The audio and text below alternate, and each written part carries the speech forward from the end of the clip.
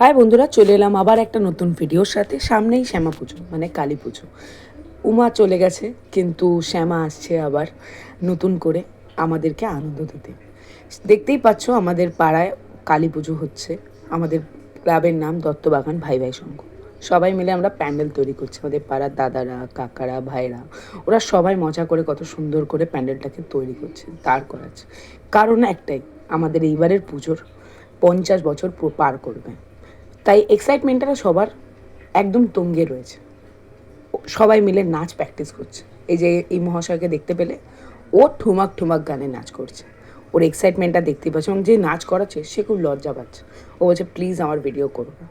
আমি কাল চলে গিয়েছিলাম সবার সাথে একটু চাঁদা কাটতে। কয়েকদিন যেতে পারিনি, একটু বিজি ছিলাম, যেহেতু আমার মা একটু অসুস্থ ছিল। তাই জন্য মা যেহেতু এখন একটু সুস্থ আছে, তাই জন্য ওদের সবার সাথে আমিও চলে গিয়েছিলাম চাঁদা কাটতে। অনেক বাড়িতে চাঁদা দিচ্ছিল, অনেক বাড়িতে দিচ্ছিল না, জানি না কেন।